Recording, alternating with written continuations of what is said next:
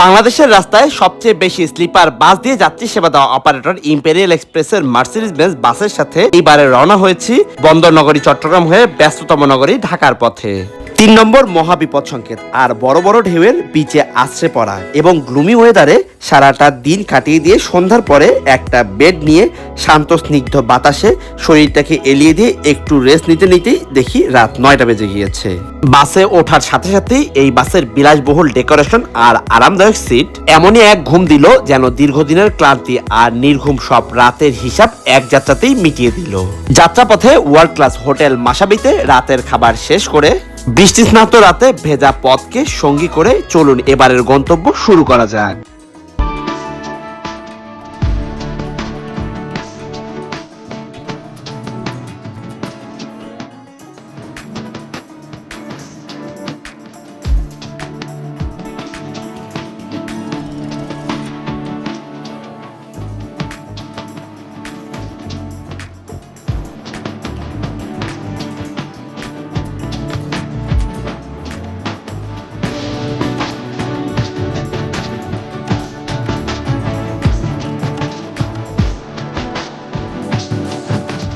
ইতিমধ্যে ঘড়ির কাঁটা রাত 10টা 30 হয়ে গিয়েছে আর এই মুহূর্তে আমি রয়েছি কক্সবাজারের হোটেল কক্সটুডের ঠিক অপোজিট প্রান্তে।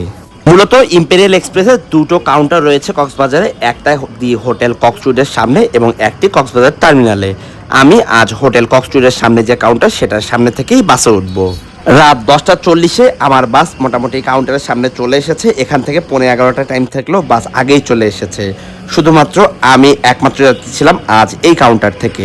ইম্পেরিয়াল এক্সপ্রেসের যে মার্সিডিজ বেঞ্জের বাসগুলো চলাচল করছে, এই হলো বাসের ভেতরের ইন্টেরিয়র। মূলত এই ইন্টেরিয়রগুলো আপনারা এর আগেও দেখেছেন। ওয়ার্ল্ড ক্লাস যে প্রিমিয়াম ইন্টেরিয়র হয়, এক কথায় বলতে গেলে সেম একই রকম। বাসের ভেতরের কন্ডিশন যথেষ্ট ফ্রেশ। আর যদিও বাসগুলো চলাচল করলেও এই বাসের যে বডি ডিজাইন বা আদার্স জিনিসগুলো সেগুলো বেশ অ্যাট্রাকটিভ। এবং এই বাসগুলো ঢাকা কক্সবাজার রুটে নিয়মিত চলাচল করছে। আর কিছুক্ষণের মধ্যেই জার্নি শুরু হবে আমার এই বাসের সাথেই কক্সবাজার থেকে ঢাকার উদ্দেশ্যে। সো চেষ্টা করব এই বাসের ফুল রিভিউটা আপনাদের সাথে শেয়ার করার, আসলে ভ্রমণ কেমন হয় বা আদার্স জিনিসগুলো। মূলত এই বাসগুলোতে 30টা করে সিট থাকে, লোয়ার ডেকগুলোতে 15টা এবং আপার ডেকে 15টা করে সিট থাকে। তবে সত্যি কথা বলতে আরও অন্যান্য স্লিপার বাস তো আপনারা দেখেছেন, এই বাসের ভেতরের ডেকোরেশন আর অন্যান্য বাসের ভেতরের ডেকোরেশন সম্পূর্ণ ভিন্ন। এগুলো আমার কেবিন, আমি আসলে সিঙ্গেল সিটটা নিয়েছিলাম। এখানে মার্সিডিজ বেঞ্জের একটা লোগো রয়েছে, লোগো না আসলে লেখা রয়েছে, আর এইখানে লোগোটা অ্যাপ্লাই করছে। এখানে mobile holder, USB charging port এবং গাইডকে কল করার জন্য একটা করে বাটনের ব্যবস্থা রয়েছে এবং কেবিন লাইট কন্ট্রোল করার জন্য একটা বাটন রয়েছে। বাসের ভেতরের দিকটা একটু ভালো মতো লক্ষ্য করলেই দেখবেন যে একটা প্রিমিয়ামনেসের ফিল রয়েছে। আর আমার সিটটা ছিল একেবারে সামনে, লোয়ার A1।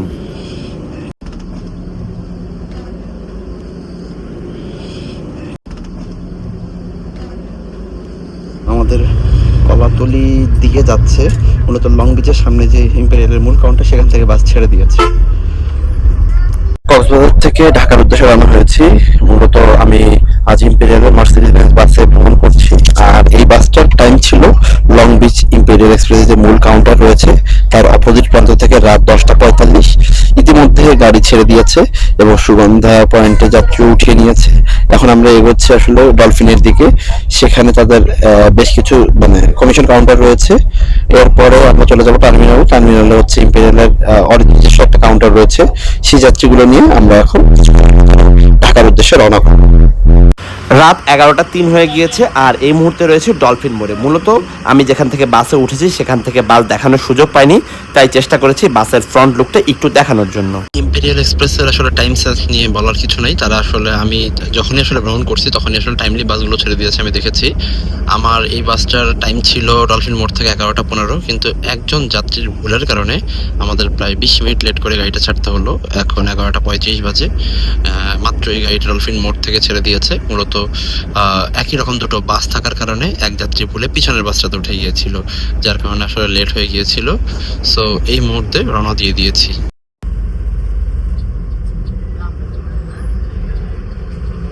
ইতিমধ্যে কিন্তু বাস মোটামুটি কক্সবাজারের টার্মিনাল সেটা অতিক্রম করে চলা শুরু হয়েছে এবং আমি এখন পর্যন্ত আমার কেবিনেই রয়েছি। মূলত যেহেতু সারাদিন ঘোরাঘুরি করছি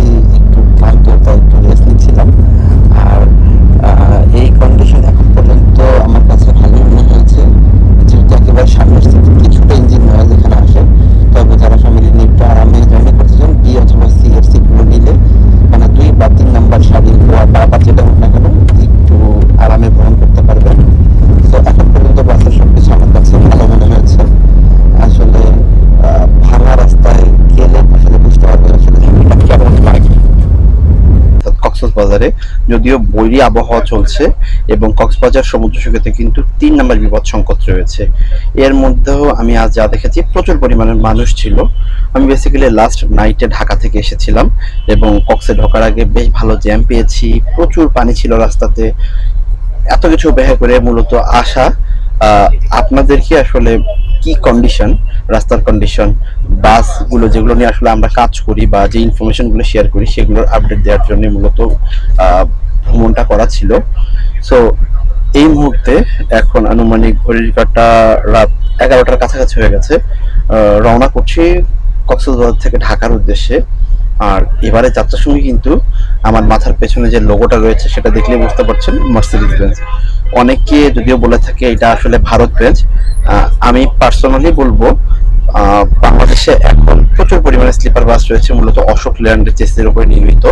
তবে অশোক লেল্যান্ডের চেয়ে কিছুটা হলেও বেটার কিন্তু মার্সিডিজ বেঞ্জের এই চেসিসগুলো, এবং এই চেসিসগুলোতে আপনারা কিছুটা হলেও আরাম পাবেন অশোক লেল্যান্ড বা টাটার যে চেসিসগুলো রয়েছে সেগুলোর থেকে। বেসিক্যালি এটা আমার কথা না, যারা মোটামুটি বাস নিয়ে কাজ করে বা বাস নিয়ে অ্যানালাইসিস করে তাদের কথার উপর ভিত্তি করে, এমনকি আমি নিজেই ট্রাভেল বেশ কয়েকবার করেছি মার্সিডিজের বাসগুলোতে, সেগুলোতে ট্রাভেল করার পরেই আমি আপনাদেরকে আসলে ইনফরমেশনগুলো দিয়েছি। সো মার্সিডিজ বেঞ্জ বা বর্তমানে কক্সবাজারে বেশ কয়েকটা কোম্পানি যাত্রী সেবা দিয়ে থাকে মার্সিডিজ বেঞ্জের বাস দিয়ে। মূলত সর্বপ্রথম এই রুটটাতে মার্সিডিজ বেঞ্জের যাত্রী সেবা দিত, অনেকেই মেবি জানেন, সেটা হচ্ছে সৌদিয়া এখনো বিজনেস ক্লাস বাস দিয়ে মার্সিডিজ বেঞ্জের যাত্রী সেবা দেয়। তবে ওই বাসগুলোর ইঞ্জিন পরিবর্তন করা হয়েছে। আর যে বাসটাতে এখন আমি রয়েছি এই চেসিসটা মূলত ইন্ডিয়াতে তৈরি, তবে ইঞ্জিনটা কিন্তু সেম জার্মানি থেকে আসে। সো একটা বাসের মূল মস্তিষ্ক যদি বলি আমরা, সেটা কিন্তু আসলে ইঞ্জিন। তো আসলে যেহেতু ইঞ্জিন জার্মানি থেকে এসেছে, সো এটা নিয়ে আর কোনো কথা হবে না। আমার কাছে মনে হয় যে অ্যাজ ইউজুয়াল অন্যান্য যেসব চেসিসের স্লিপার রয়েছে সেগুলোর থেকে ভালো। আর কক্সবাজারে এখন বেশ কয়েকটা কোম্পানি মার্সিডিজ বেঞ্জের চেসিসের উপর নির্মিত স্লিপার বাস যাত্রী সেবা দিয়ে থাকে। এর মধ্যে রয়েছে সর্বপ্রথম শুরু করেছিল সেন্ট মার্টিন পরিবহন, পরবর্তীতে আইকনিক, এবং মার্সিডিজ বেঞ্জের নন এসি বাস যাত্রী সেবা দেওয়া শুরু করেছিল এই রুটে সর্বপ্রথম ইম্পেরিয়াল। তবে ইম্পেরিয়ালে এখন তাদের বহরে যাত্রীদের সুবিধার কথা মাথায় রেখে মার্সিডিজ বেঞ্জের স্লিপার বাস যুক্ত করেছে। ইম্পেরিয়ালে 2 ইউনিট বাস রয়েছে বর্তমান, যেগুলো নিয়মিত ঢাকা কক্সবাজার রুটে চলাচল করছে।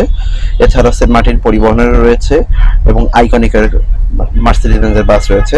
তবে এতগুলো কথা বলার কারণ হচ্ছে আমি এখন যে বাসটাতে রয়েছি এই বাসগুলো আসলে আউটলুক যতটা গর্জিয়াস, বাসের ভেতরের ইন্টেরিয়র বেশ ভালো গর্জিয়াস, এমনকি এই বাসগুলোর ফিজিক্যাল কন্ডিশন এখন পর্যন্ত ভালো অন্যান্য স্লিপার বাসগুলোর তুলনায়। এই বাসগুলোর কালার বেসিক্যালি অ্যাশ কালার। তো অ্যাশ কালারের যে মার্সিডিজ স্লিপার বাসগুলো রয়েছে সেগুলো আমার মতে বেস্ট স্লিপার বাস এখন পর্যন্ত কক্সবাজার রুটে, যার মধ্যে 2 ইউনিট চলাচল করছে ইম্পেরিয়ালের বহরে এবং বাকি 2 ইউনিট চলাচল করছে সেন্ট মার্টিন পরিবহনের ব্যানারে। সো আপনারা আসলে স্ক্যানিয়া বা হাইগারের পরে যদি কোনো কিছু চিন্তা করতে চান বা বাংলাদেশ প্রেক্ষাপটে, সেক্ষেত্রে মার্সিডিজকে এগিয়ে রাখতে পারেন। আর আমি বলবো যে মার্সিডিজের এই বাসগুলোতে যেগুলো ইম্পেরিয়াল আর পরিবহনের রয়েছে সেগুলোতে আপনারা জার্নি করলে কিছুটা হলেও অর্থাৎ ভালো ফিল পাবেন। মূলত চেসিস শুধু না, বাসের বডির যে স্ট্রাকচার কন্ডিশন সেটা যথেষ্ট ভালো। যদিও আইকনিকে সবচেয়ে বেশি মার্সিডিজ বেঞ্জের বাস রয়েছে, কিন্তু বাসের ভেতরে কিছুটা আওয়াজ রয়েছে, যেটা আমি বেসিক্যালি পেয়েছি। সো আমি বলবো এই বাসগুলো সবচেয়ে best bus as a sleeper হিসেবে বর্তমানে। সো চলুন শুরু করি আজকের এই ভ্রমণ অভিজ্ঞতা।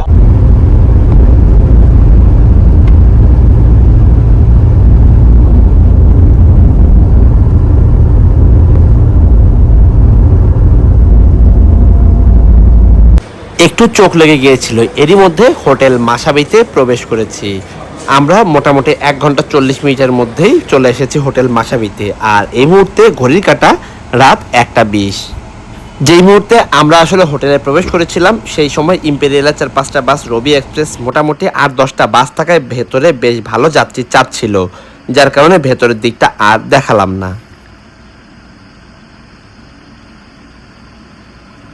ইতিমধ্যেই ঘড়ির কাঁটা রাত 1:51 বেজে গিয়েছে এবং আমাদের যাত্রা বিরতির সময়ও শেষ। তাই হোটেলের খাওয়া দাওয়া শেষ করে রওনা হয়েছে আবারও ঢাকার পথে।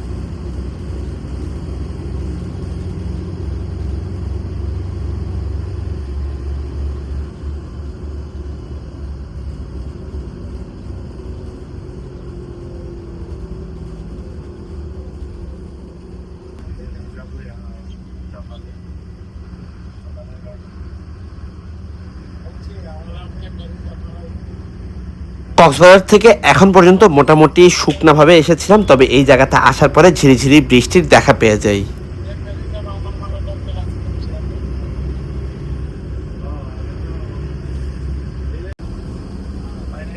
ভোরে কক্সবাজার যাওয়ার সময় যেখানে আসলে পানির কারণে 30 থেকে 40 মিনিট দেরি করতে হয়েছে, সেখানে অনেকটাই পানি কমে গিয়েছে। তবে বৃষ্টি যেহেতু শুরু হয়েছে, এমন চলতে থাকলে পানির মাত্রা আবারও বেড়ে যাবে।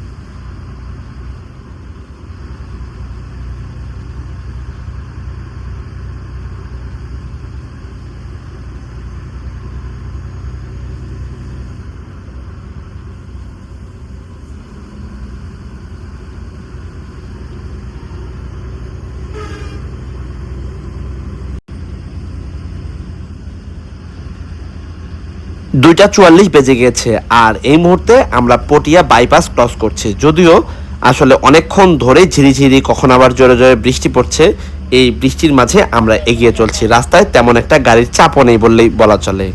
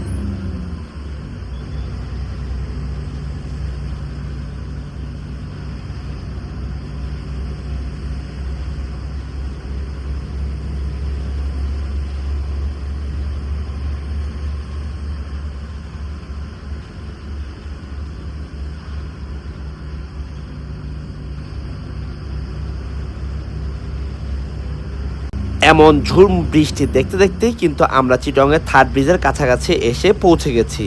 সো আশা করছি চিটং শহরে যেতে সর্বোচ্চ আর 10 থেকে 15 মিনিটের মতো সময় লাগতে পারে।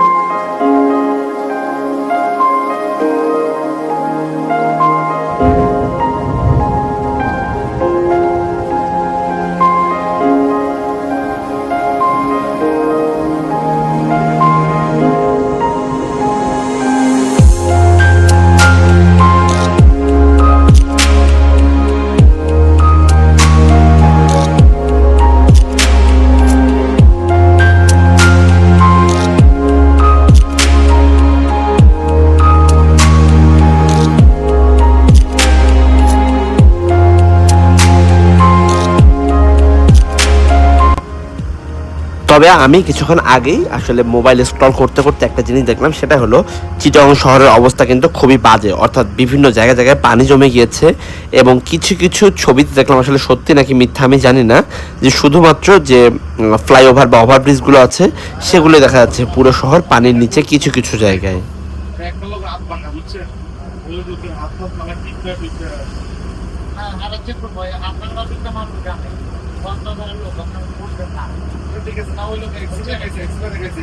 মোবাইলে ভিডিও হয়ে থাকে তো ভাই, আমার এই হাত সিলাই সিলাই খাচ্ছে, সিলাই কাটছে, সিলাই করছে, ইউটিউবে সব ভিডিও দেখে। ঠিক আছে, কিন্তু আরেকজন তো ঠিক নাই, ঠিক আছে, ঠিক কামটা করে বেস্টটা করে একটা গাড়ি মতো কমপ্লিট করতে পারলে আমার চাকরি শেষ। আপনি তখন কিছু করতে পারবেন না।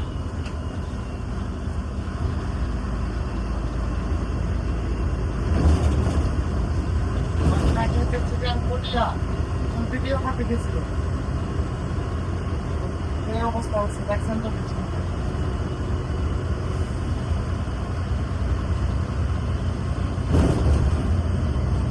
আবার এই গাড়ির ভিতরে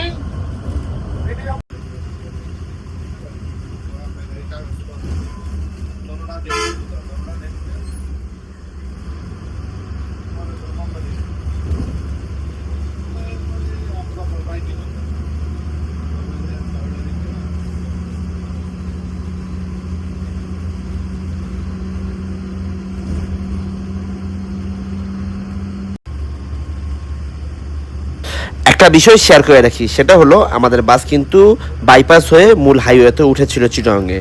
তবে এই বাইপাসে আমাদের বাসটাকে পুলিশ আটকে রেখেছিল প্রায় 25 থেকে 30 মিনিটের মতো।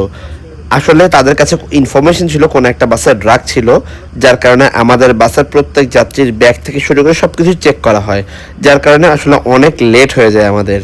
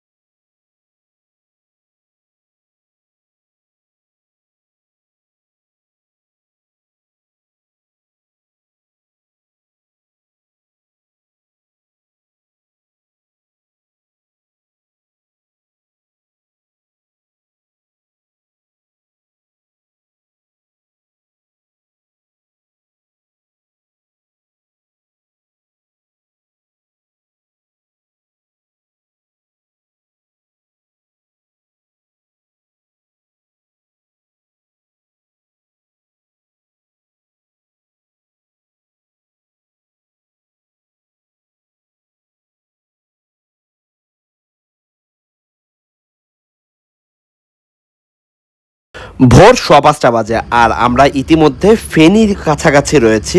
তবে এর মধ্যে একটা বাজে ঘটনা ঘটে। ঘটনাটা হলো, আসলে ভেতর থেকে বেশ কিছু যাত্রী খুব চিল্লাপাল্লা করছিল যে তাদের বাস একটা বিরতি দেওয়া হয়েছে রাত 2টায়, এরপর আর কেন বিরতি দেওয়া হয়নি। তো আসলে অনেকবার গাইড সাহেব বোঝানোর চেষ্টা করেছে, ড্রাইভার বোঝানোর চেষ্টা করেছে, ইভেন আমি নিজেও বোঝানোর চেষ্টা করেছি যে কক্সের বাসগুলো আসলে দু জায়গাতেই দাঁড়ায়, কুমিল্লা আর লোহাগাড়াতে।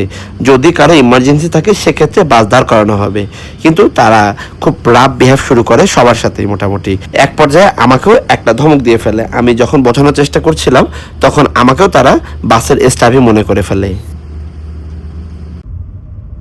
পরবর্তীতে বেশ কয়েকজন অনুরোধ এবং বেশ কয়েকজনের বাজে বিহেভের কারণে ড্রাইভার সাহেব বাধ্য হয় একটা রাস্তার ধারে বাসটাকে দাঁড় করানোর জন্য। ওই মুহূর্তে আমাদের প্রায় আরও 10 মিনিটের মতো সময় লেট হয়ে যায়। সো আমি চলে আসি আমার কেবিনে। সো কেবিন থেকে কীরকম নয় সেটা একটু শোনানোর চেষ্টা করেছি।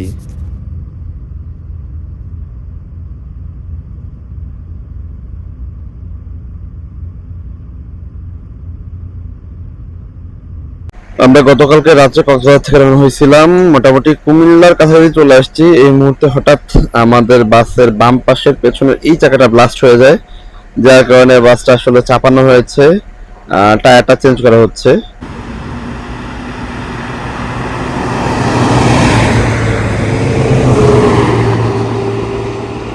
ভোরবেলায় স্টারলাইনের গতি কিন্তু বেশ দেখার মতো ছিল, যদিও অনেকগুলো স্টারলাইনের বাস দেখেছি, মোটামুটি 10 মিনিটের মধ্যে 4-5টা করে বাস চলে গিয়েছে। আসলে আমাদের সকাল 6:30টার দিকে বাসটা দাঁড়ায়, এরপরে মোটামুটি সকাল 8টা বেজে গিয়েছে। কারণ হচ্ছে যেই টায়ারটা এক্সট্রা ছিল সেটা এতটাই টাইট ছিল এবং ওটা খোলার পরে বাস যে জায়গাতে দাঁড়িয়েছিল একটা পাম্পে, সেখানে মাটি অনেক নরম, বাসটা দাঁড় করানো অনেক রিস্কি ছিল। গাইড ড্রাইভার সাহেব বেশ বুঝে শুনে আসলে গাড়ি টায়ারটা চেঞ্জ করতে যেয়ে বেশ ভালো সময় লাগিয়ে ফেলেছে। আসলে তার দোষ দিব, তাদের দোষ দিব না আমি, এটা আসলে টেকনিক্যাল ত্রুটি বলা চলে। অবশ্যই সব সমস্যার সমাধান ঘটিয়ে 8:32-এ রওনা শুরু করি। তবে আমাদের বাসটা যেই জায়গাতে ব্লাস্ট হয়েছিল টায়ারটা, আসলে তার থেকে 5 কিলোমিটার দূরে ছিল এই বাসের হোটেল বিরতি। সো আবারও হোটেল বিরতি দেওয়া হয় সকাল 9টায়। যেহেতু সকাল 9টা অতিক্রম করেছে, সো এখানে সকালের নাস্তাটা শেষ করে নেই। কেননা মোটামুটি 7টা সাড়ে 7টার মধ্যে ঢাকা ঢোকার কথা ছিল, কিন্তু এখন প্রায় 9:30 বাজে, এখনও রয়েছে কুমিল্লাতে।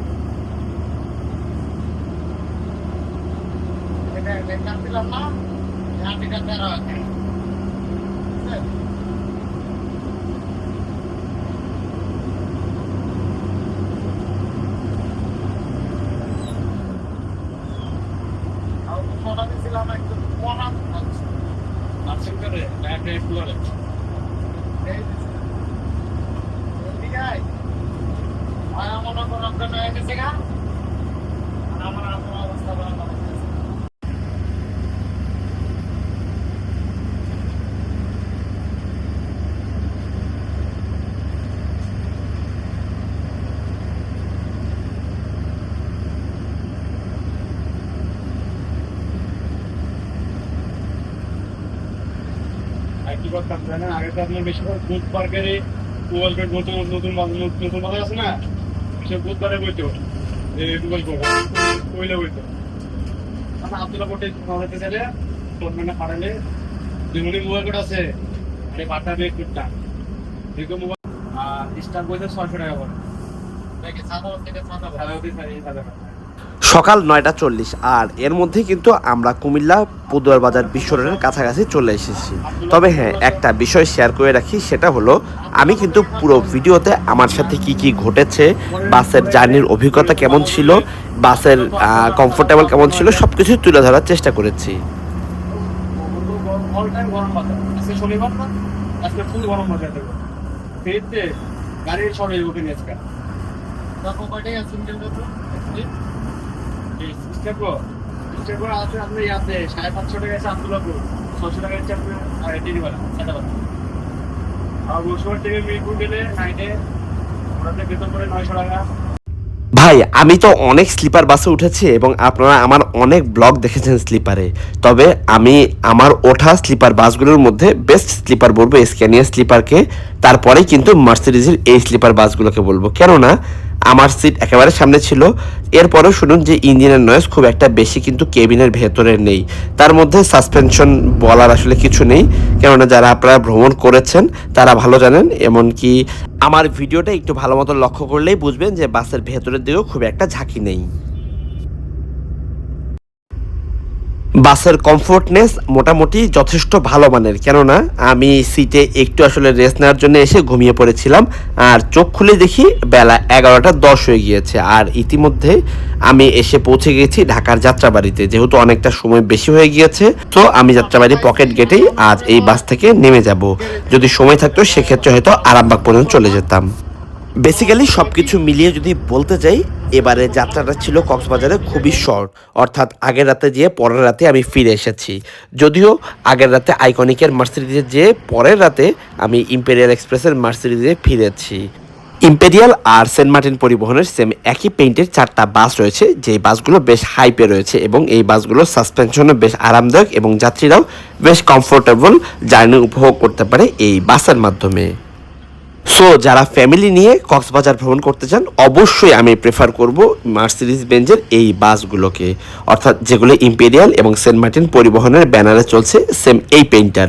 এই বাসটাতে গেলে আপনারা ফ্যামিলি নিয়ে বেশ আরামদায়ক একটা ভ্রমণ উপভোগ করতে পারবেন। যাই হোক, আজ আর কথা না বাড়াই, আজকের ভিডিওটা আমি এখানেই শেষ করছি। সবাই ভালো থাকবেন, সুস্থ থাকবেন। আবারও দেখা হচ্ছে নতুন কোনো ইনফরমেশন বা ট্রাভেল ব্লগ ভিডিও নিয়ে। তবে হ্যাঁ, যদি কোথাও কোনো ভুল ত্রুটি করে থাকি, অবশ্যই আপনাদের জন্য কমেন্টস বক্স খোলা রয়েছে, আপনারা সেখানে আপনাদের মতামতগুলো জানাতে পারেন। সবাই ভালো থাকবেন, শুভ বিদায়।